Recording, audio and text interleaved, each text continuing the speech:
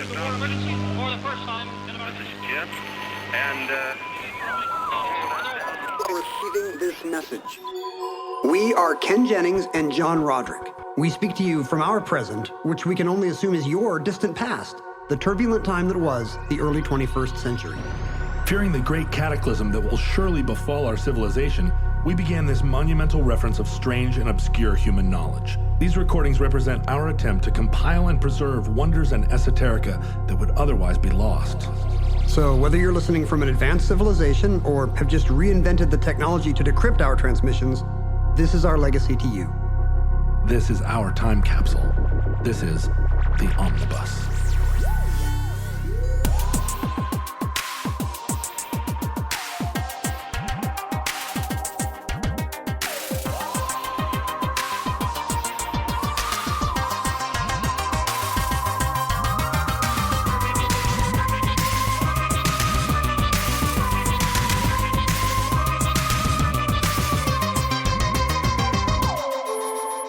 You have accessed entry 315.LA0515, certificate number 21161. Dancing Mania. In Ecclesiastes assures us that there is a time to every purpose under heaven. A time to laugh and a time to weep. A time to mourn. And there is a time to dance. Do you like to dance? Not particularly. I'm a self-conscious dancer. Would you like to dance now? Like right now? Yeah. On You the and me? show? Yeah. Na, da, da, da, dee, da, doo. Oh, John. Yee, da, da, This is lovely. da, doo, dee, dee. Thank you for leading. I really You're feel welcome. like I know what to do with my feet now when I'm dancing with you. Do you mind me singing the melody in your ear? No, that's quite nice, actually. But can you put your hand up about 6 inches? Well, I mean, I have No, to sort no. of guide how you're You moving. keep and moving it back down.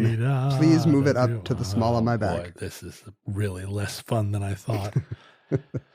You're a self-conscious dancer. Have you ever danced in such a way that you lost your self-consciousness?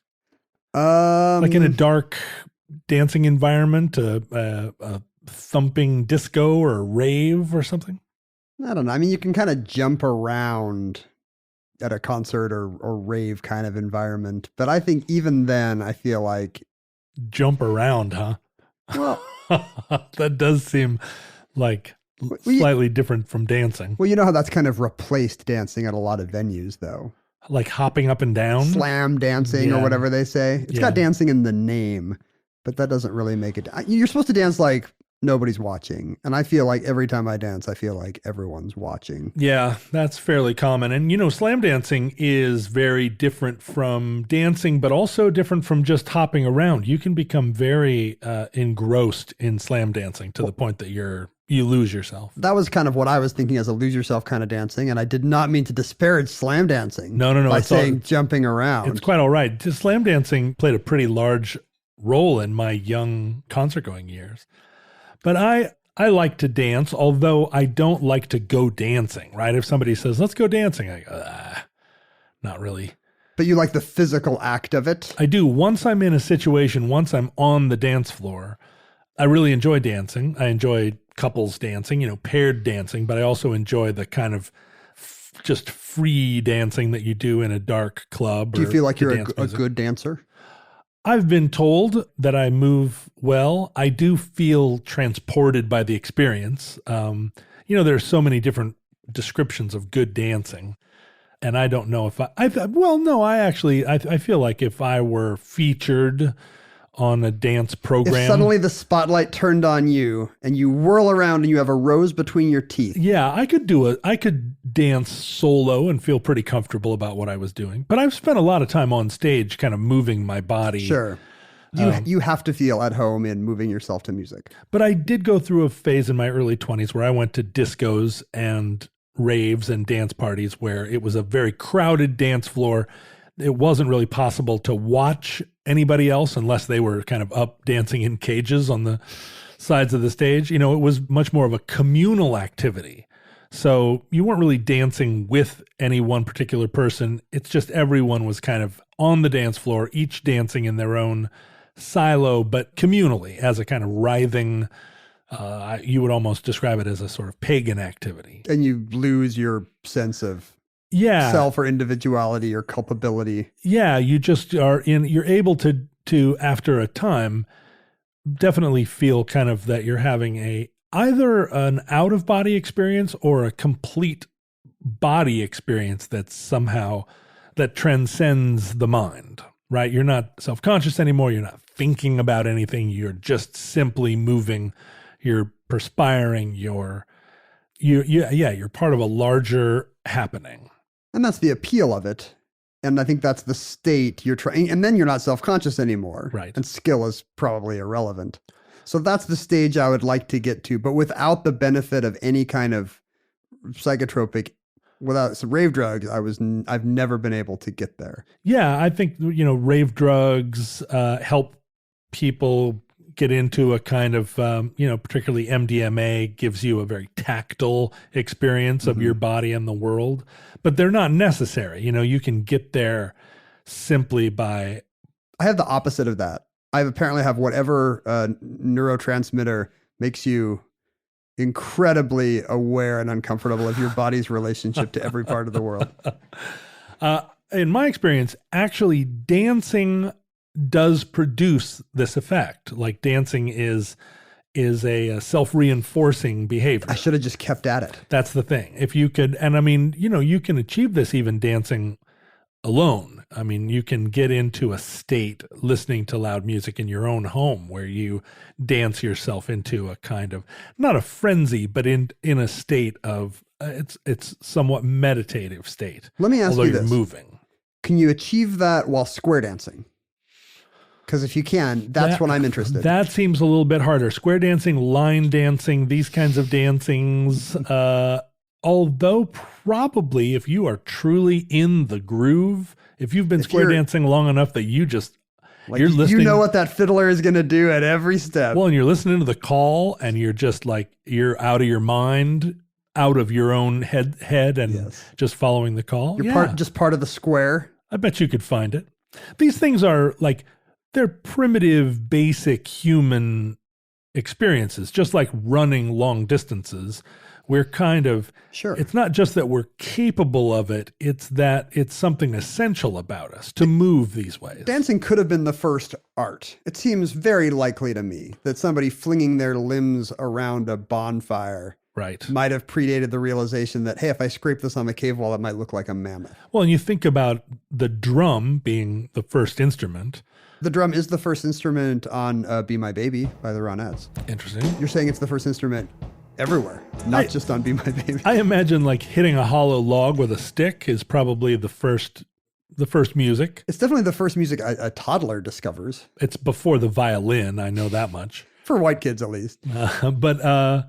But it's a primal feeling, and there are not that many things in our modern life that allow you access to that, to a place where you are, you're in contact with something that's sort of pre-intellectual, right? We overthink, we think everything through now. But we're in favor of that. Like we've engineered civilization to take away all the vestiges of our primitive life, and we don't miss them. Well, because they're dangerous. They're threatening to institutions, right? They're threatening to the church, certainly. They're threatening to government. They're threatening to John law. Lithgow in the movie Footloose. They're threatening to me if you dance up on me too closely and I don't want to dance. Ariel, I cannot let this dance happen. I object to that kind of music, and I think you know why. Did you know that Footloose was filmed in Lehi, Utah, where my brother lives? Really? Yeah, he lives. Was there an anti-dancing ordinance there? Not to my knowledge. I think it was just chosen as a picturesque small town, on an open not far from L.A. Right? What is the Mormon tradition regarding dancing? Is dancing a part of the culture? Well, you're right that there is some repression of dancing in some religious communities. I mean, not all. Whirling dervishes still whirl, but I feel like a lot of 19th century Baptists were down on dancing, I believe. Well, they were down on dancing, but there was ecstatic there are ecstatic states in a lot of like at a revival meeting, yeah. If you're speaking in tongues, you're allowed to whirl and flail a bit. You become possessed. There's dancing in the Bible. God often instructs people to dance as a form of praise. And I think the Mormon tradition is okay with dancing. They were kind of a earthy frontier folk. Right. So on the trail west, there were often, but square dances, or like the banjo comes out and everybody. I think the fiddle probably did come out. Do-si-dos. And I'm sure there was some kind of pattern from a Jane Austen movie you had to know. I don't really know what the dances on the Mormon trail were like. Was there a relationship to rock and roll? A hostile one or otherwise? Probably. There's probably cultural warnings against the evils like Black Sabbath, for instance. Well, we were, the backwards messages we've talked about in the omnibus before. And in the disco demolition entry, yes, we were kind of speaking about how rock came out of black music and then decided, hey, no danceable music, please.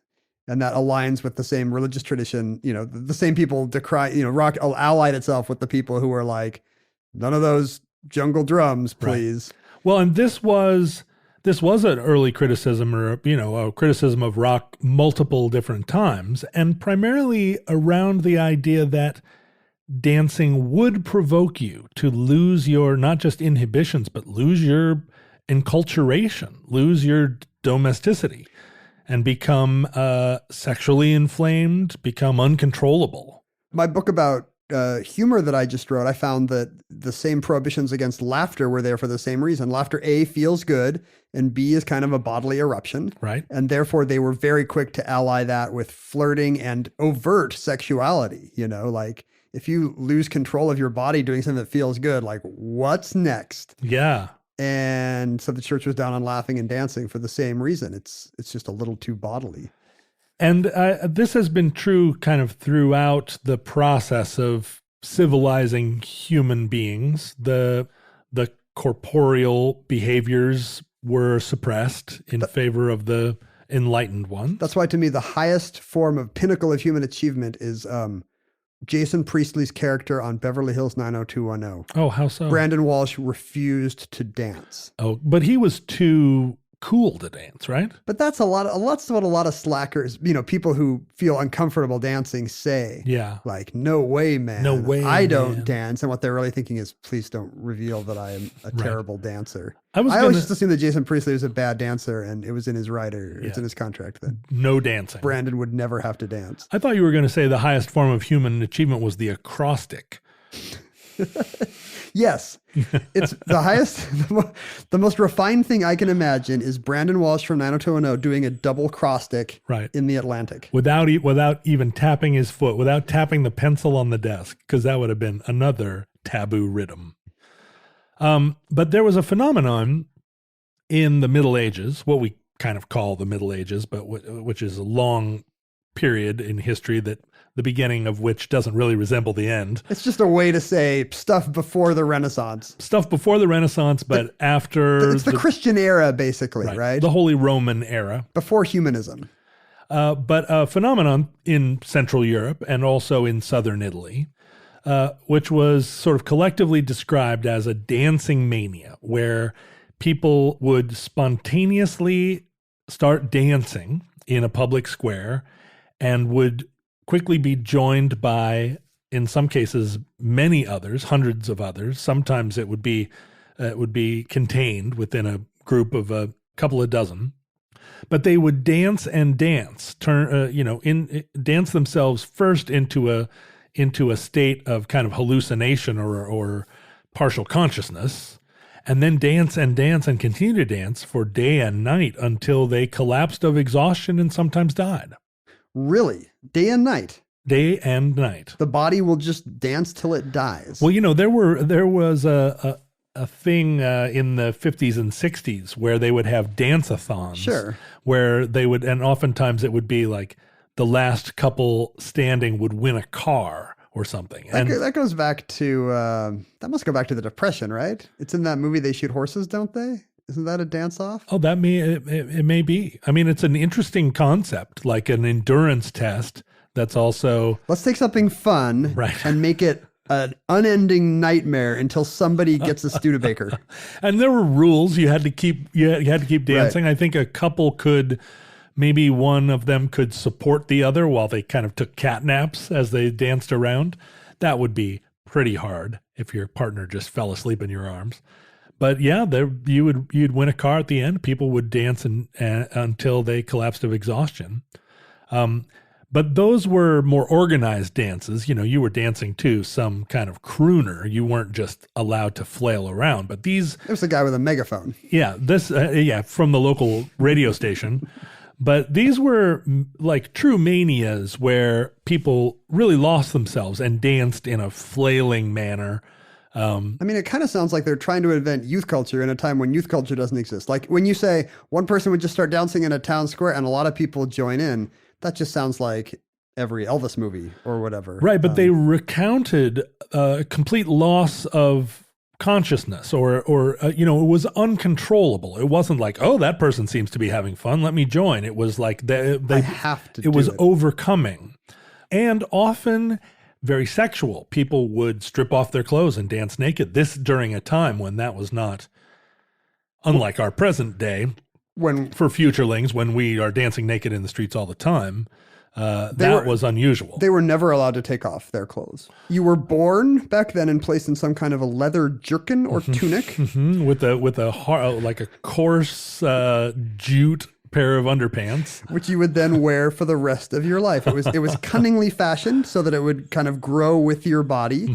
And you were nobody bathed back then. And any kind of sexual activity would have to take place through the jute. And also then through another sheet made of jute. Yeah, there were three levels of jute. Right. Total. And to this day, like you could whisper to your sweetheart, to your honey, you might say, honey, do you want to go through the jute? And she might know what you mean. Through the jute. That's one of the great Buddy Holly songs.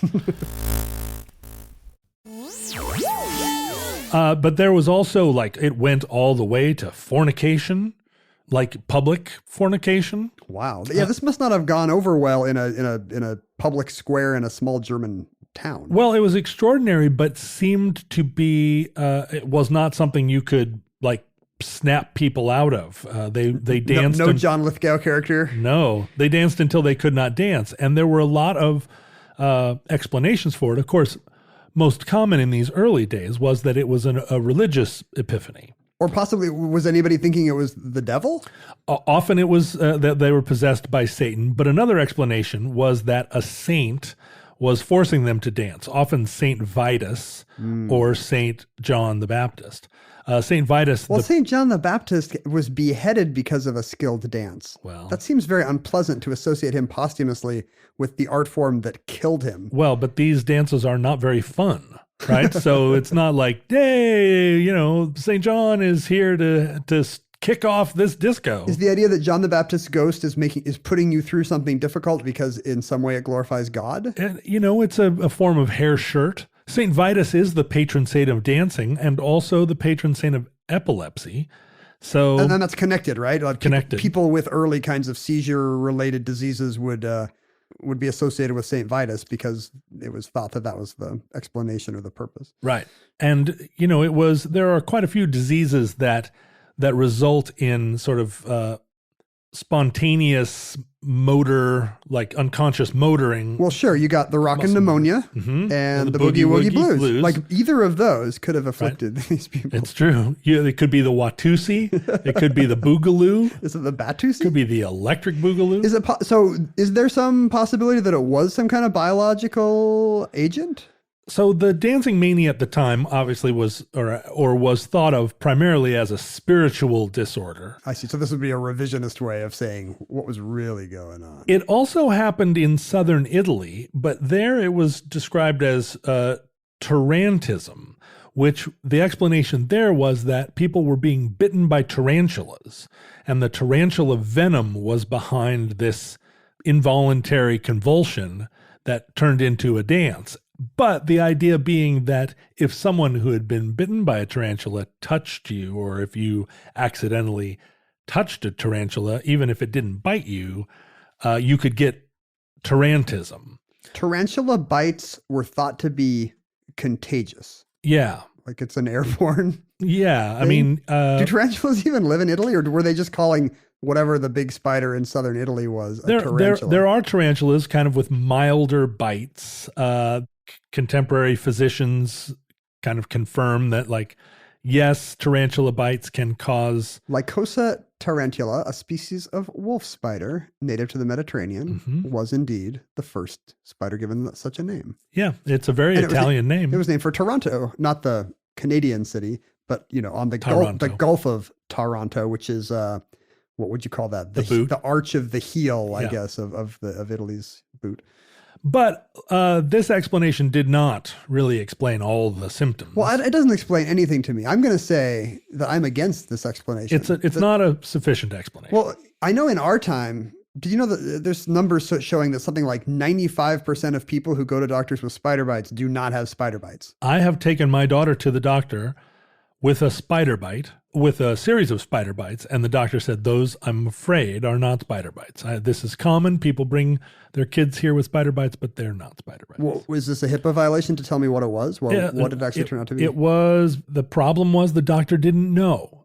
She speculated. Well, maybe mosquito bites, maybe, sometimes it's even just some topical, some infection. I asked whether it was a staph infection, and she ruled that out too. So it was very frustrating for a while because she had these pretty severe bites, and we just could not figure out what the source of the bites was. But it turns out what I've learned is that spider bites essentially don't exist. Yeah. Like we all think that any weird thing you have on your leg or arm is a spider bite. And really, it's very hard to get a spider to bite you. You really have to kind of, you know, grab it and stick a finger between its fangs or something, and then it'll be like, fine. Yeah, we are so against spiders because of their creepiness that we assume they're it's a kind of racist perpetrators.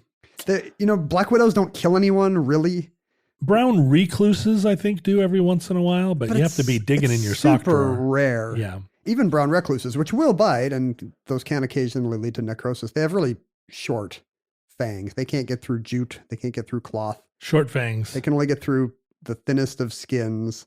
And so, like, only 10% of the time, even if you get bit by a brown recluse, only 10% of those will even require medical attention. Yeah, I mean, that's considered kind of a slur in the spider world to say somebody has short fangs. You know what they say about a spider with short fangs. And I don't see how any of this would lead to uncontrollable dancing in the town square. No, in most cases, no spider bite could be confirmed in people that had tarantism. And also, tarantism was confined to Italy, whereas dancing mania was happening all throughout the sort of Germanic Central Europe. And dancing mania was surprisingly resilient to the passage of time. Over the course of 300 or 400 years, there continued to be little instances of dancing mania sort of springing up spontaneously in what we would, or I guess what later psychologists would describe as a mass hysteria. Well, if we get to that point, first of all, do you know the word mass hysteria? No. Isn't that one of the smaller colleges in Massachusetts? I think it's a climbing tendril plant. Eumasteria? The guy in The Music Man says, you know, when he's trying to rile the people up about the pool table, he says that their kids are going to wind up in the arms of a jungle animal instinct. And then he says, mass hysteria, like it's actually a thing. And I assume he means mass hysteria. Yeah. Is that, I'd never heard the word before or since. It sounds like a coinage just of the film. But if we're going to, if we're going to get into some of the psychological explanations for why this might be, I assume that one of the reasons why this stuff recurs is that people know about it, right? Once there's an awareness of a phenomenon, oh, hey, this is that thing where everybody starts dancing. Like that makes some part of your brain susceptible to, well, I'm going to start dancing. I think. Whereas if you didn't know about it, you would be Brandon Walsh. You would never do it. Later on in history, I think that's certainly true. But earlier, I mean, these dancing mania would spring up, and this was in a time before social media. I know that Futurelings probably condense all of the second millennia.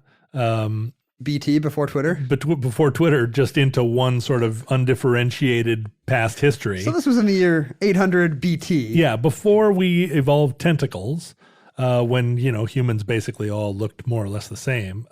Tentacles would offer great dancing. Can you possibilities. imagine flailing your tentacles around? I mean, people might get a little bit whipped by your flailing tentacles, but that could be hot. You could do dance floor lasso with a real lasso if you had tentacles. Well, and in fact, there were other elements of Dancing Mania. Let's call them the dancers rather than the maniacs. Nice. They enjoyed having their feet hit. Wait, what?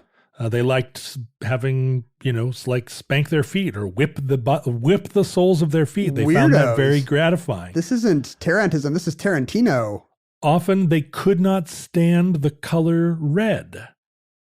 They couldn't stand it. This is starting to seem made up. They would recoil from it. And victims of Tarantism in Italy couldn't stand the color black. Actually, this is making me think must be some biological agent yet to be identified. Well, so later suggestions were that it was a form of chorea, and that's Chorea. Like South Korea?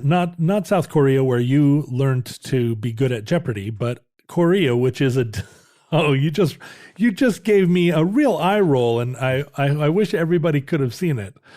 That's not what Korea's for. It's a beautiful and ancient culture. It's not just to train little white kids to play Jeopardy. Well, I mean, it's also for that, apparently. It's all I know about it.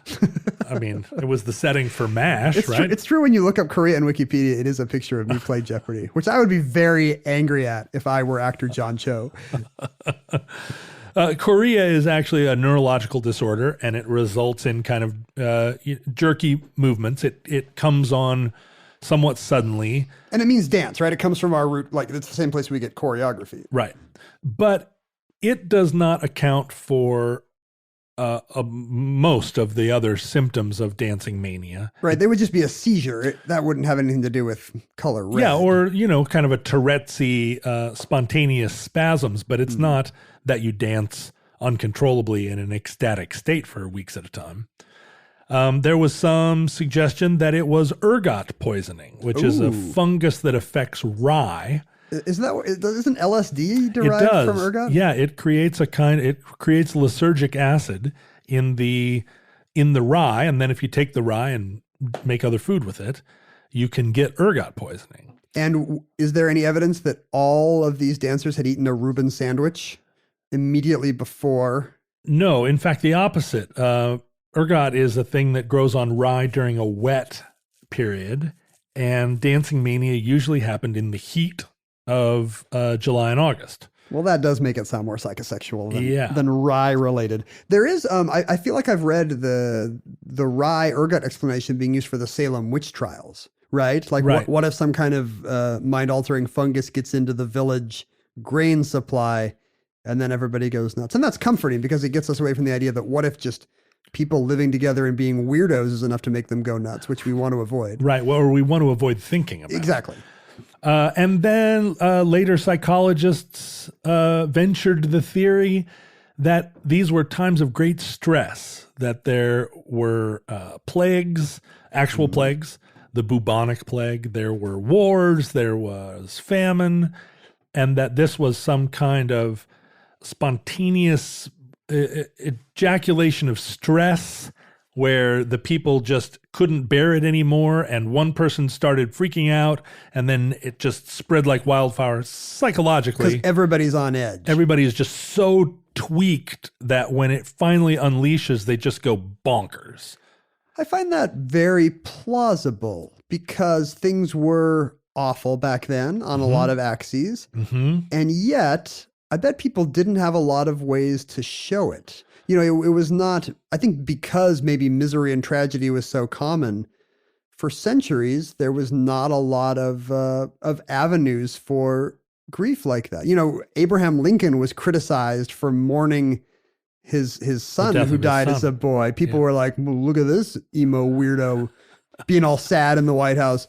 Yeah, the guy just lost his son, you know, but there was a tradition that was not normal or manly to show signs of stress or grief. Sure. So maybe it comes out in unexpected, ecstatic ways. Often during this period, you wouldn't even name your children. You would give them numbers, but you wouldn't name them in consecutive numbers because if you lost one, it would be apparent. Like, here are my children, 1, 2, 3, 7, 8, 9. It would be a parent, and you would be less of a you would parent. be less of a parent. So they named them random numbers, like this is 43, this is 117, this is 4.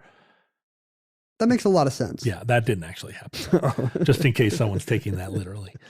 And so this has become a kind of case study in psychology because it was well documented at the time. Were people mystified at the time? They were mystified at the time. And your theory, or the theory of it being a spontaneous release, your theory of that being a time when you couldn't express emotion is very true. Because if you can't go to your therapist or even talk to your neighbor about, or put your headphones on and listen to, exactly Green Day. Or there's really essentially no art.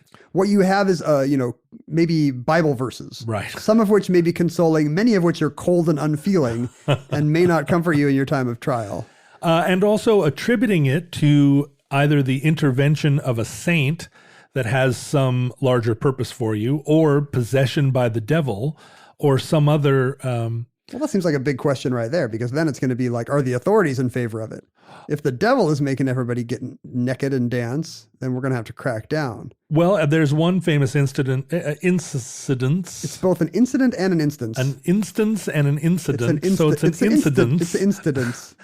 In Strasbourg in 1518, where the city fathers actually hired a band and said, if they're going to be dancing, let's herd them into the big hall and have some musicians and help them at least dance rhythmically and together in a controlled environment, very much like, if you kids are going to have a beer, I'd like you to do it here in the rec room, and, don't go out drinking. Sure. It's John Astin in West Side Story, or midnight basketball or baseball or whatever in the tough neighborhoods. Yeah. It's a form of kind of, trying to make it socially acceptable, but it would have allowed you, if you were just ready to burst, and you started to freak out, but could attribute it to dancing mania. Must be St. Vitus. What am I going to do? It could be quite a release, and especially if people were taking their clothes off and fornicating. Well, not if they do it till they die. The dancing, not the fornicating. Right, and that did happen. People died of heart attacks. They flailed around to the point that they broke ribs. But this is the... So we can't recommend this. You should see a therapist, or... Well, I don't know. I mean, everybody's got to die, Ken. Everybody's got to break a rib in the Strasbourg town square sometime. But it did definitely become a thing that over time... So ecstatic dancing, dancing mania, persisted until the 1700s and then stopped cold and was gone, never reoccurred. There were some instances in Italy, even in the 20th century, but isolated, and they blamed it on tarantulas. I mean, it was a thing I'm sure somebody read in a book. That does seem to point to a cultural influence, yeah. Like that knowing, without knowing about it, it doesn't happen. Well, or that you couldn't get dancing mania in Italy. It always had to be connected to a tarantula. But, and no one in Italy ever was inspired by St. Vitus. It would seem like St. Vitus, his influence doesn't stop in Switzerland. That does seem a little weird. Yeah. Like that there's some line, like the line between Hardee's and Carl's Jr., where on one side of the line it's St. Vitus, on the other side of the line it's him using his other name, Tarantula God. Right.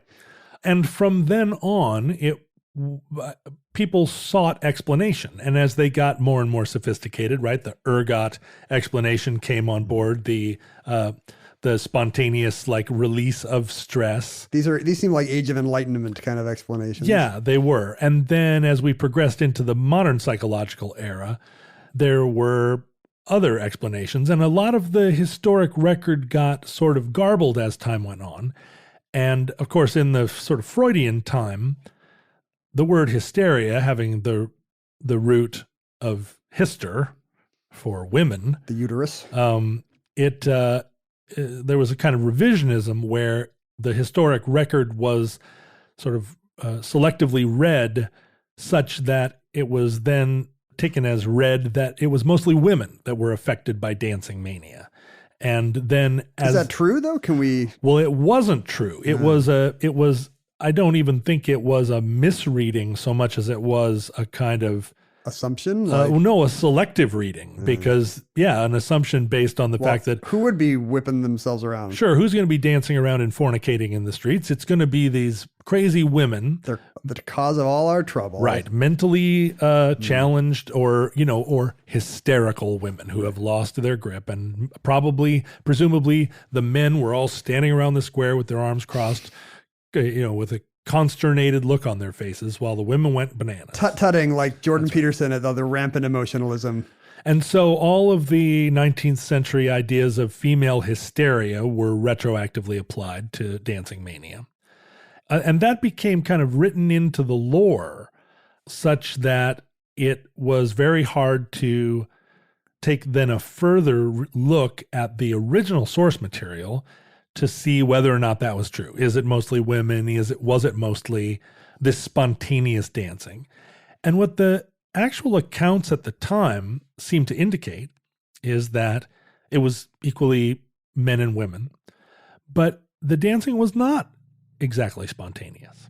In fact, contemporary reports often suggested that some strangers came to town and had very unusual clothes and strange ways and started dancing ecstatically in the public square, whereupon local people were attracted to the milieu, and it often then spread to townsfolk.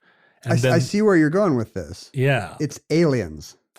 It's UFOs. It's extraterrestrials. This is further arriving in town with their strange outfits and strange movements and that's right. And whipping people up with this new ecstatic knowledge. I learned all about this on Ancient Aliens on the History Channel.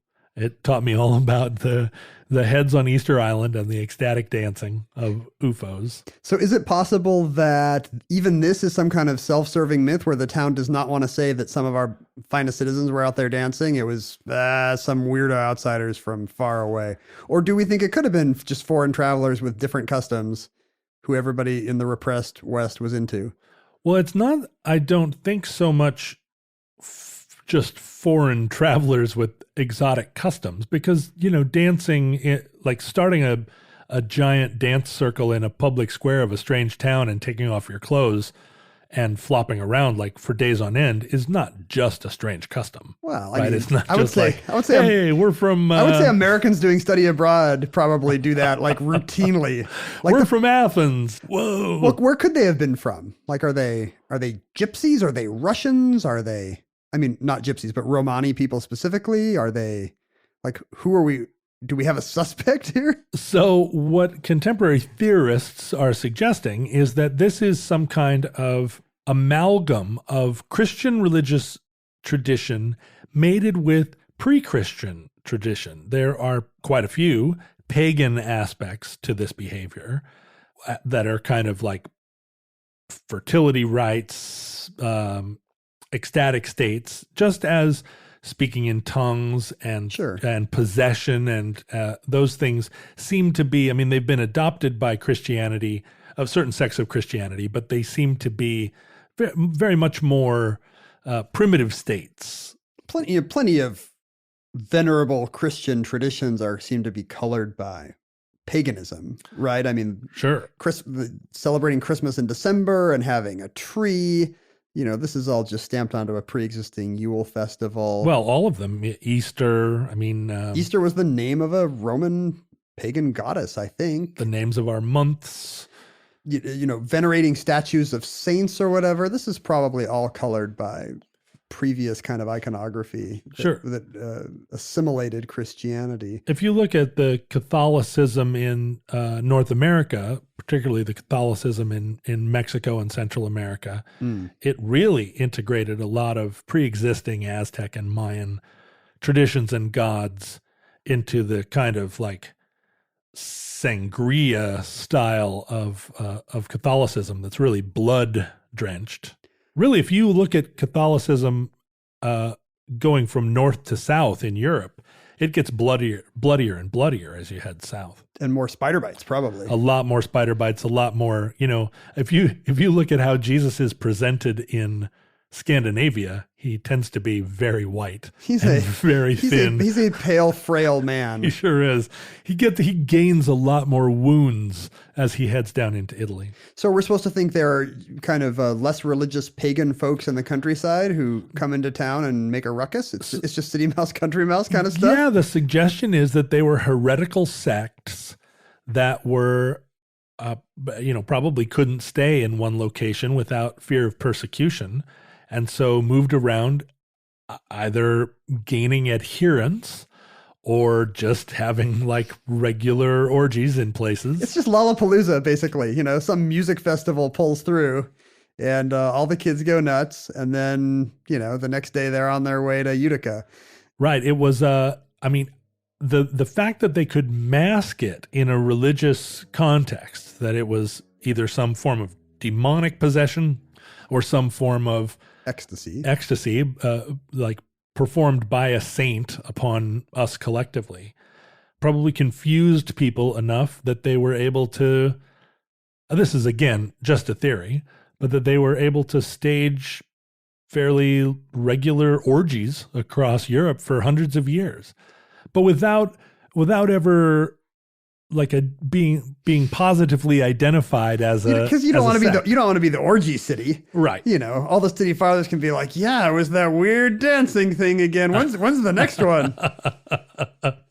Hey, you get out of here and don't come back. Let's not have any more orgies for a while till next weekend. I still like the alien theory. I don't see why we can't have both. I can't. Why is it not aliens coming to town and starting orgies? Well, my mom always. I'm interested now. My mom always believed that the missing link, which was a popular idea for most of the 20th century. Like between primates and modern man? Right. The fact that there was until Lucy, the original sort of proto Homo sapien. Hominid. Until the discovery of Lucy, there was this, it was one of the major critiques of Darwinism. If we're descended from apes, then where's the smooth continuum of half man, half apes, or mapes? Right. And humansies. Humunkies? Humuncula. Yeah. What's your mom's take on evolution? So my mom's theory, because she was a very early adopter of the idea of UFOs, even before the UFO hipster. Even before the sightings of flying saucers over Mount Rainier back in 1948 or 47, whenever that was. Even in the 30s, she had read enough science fiction pulp magazines that she had accepted not just the possibility, but kind of the inevitability of. Soon, farmers will start UFOs. Seeing these odd discs. That's right. She predicted. Soon, a DeLorean will arrive in the local barn, and a kid in a life preserver will. It's true. It is out with his mom. It is a plot device in that movie that the science fiction pulp nerds are going to be the ones who are excited about the visitors. Right, and that was my mom, and her homegrown theory was that extraterrestrials had been intervening in Earth multiple times over the course of Earth's existence over millennia. That they would come down when they saw us progressing, evolving in a way that wasn't consistent with their plan, that they were little Mendels, and they would come and selectively breed or redirect the evolutionary course. Is this a macro evolutionary scale, or is this cultural as well? Like, is your mom pretty sure that Galileo was an alien grave? No. It's not anything that would be visible in the record so much as like, where's the missing link? Well, the missing link was that they came and zapped an ape one day. Yeah, or zapped the hair off him. Took ape DNA and redirected it, or suggested certain pairings, and so all of the evidence they just they were matchmakers. They just stood around hybridizing the least hairy monkeys, and this took millions of years. The aliens had plenty of time. They're like one of these guys out back making the boysenberry. They stood on the sidelines at a dance, and they were like, "Why don't you ask her to dance?" And then they made the hairier ones pair off as well. Like, "Hey, Uggos, why don't you go over there?" Well, no. What her suggestion was that it happened in 4 or 5 radical events. So the death of the dinosaurs was an alien intervention where they said, you know what, this is a blind alley. Let's start over with rugrats or, like snow monkeys or whatever. Wipe the server. And they did it again, so that Homo sapiens arrived and Neanderthals arrived sort of on the scene, fully developed from where one can only guess. So she might concur with your theory that this was some sort of visitation. The last time the aliens we needed the aliens' help was in the Middle Ages when they noticed we weren't having enough orgies. Yeah, they were like, this whole like multi-layers of jute is not going to accomplish our ultimate project, which is to get human beings up to speed with the international standards. Imagine some alien who's like, and we now need to begin Operation Jute Removal. Next slide, please. The first thing we're going to do is put ergot tainted rye in everybody's beer. So the cause of dancing mania and of similar mania remains sort of an inconclusive. unsolved mystery, right? To coin a phrase, and it's just ripe enough territory that it seems that every subsequent generation of people with a theory about group behavior and mental health revisits dancing mania and posits a new explanation for it. And frankly, I can't wait for the next explanation of dancing mania, because maybe that'll get you off the wall and out on the dance floor. And that concludes Dancing Mania. Entry 315.LA0515, certificate number 21161, in the omnibus. Listeners, we do not recommend any kind of orgies, either extraterrestrial or otherwise, among our listeners. John and I do not condone such behavior. We are pro-jute. But if you would like to spend quality, chaste time with your fellow listeners, there are multiple avenues to do so. In our day, social media was one such. We hope you don't have to deal with its ill effects. But we were Omnibus Project on Twitter and Facebook and Instagram. John was at John Roderick on Instagram. I was at Ken Jennings on Twitter.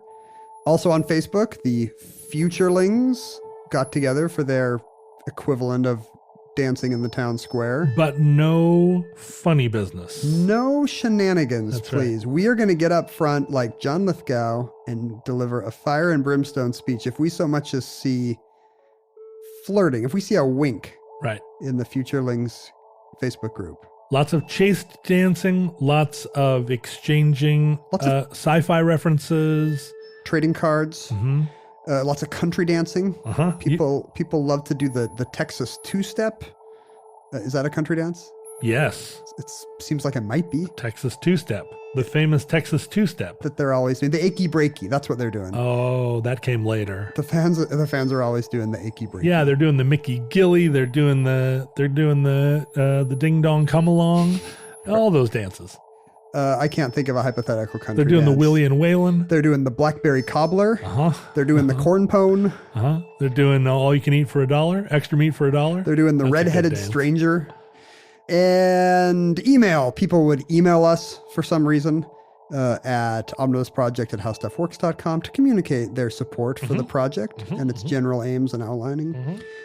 They could send us physical merchandise and memorabilia at Omnibus Project P.O. Box 55744, Shoreline, Washington 98155.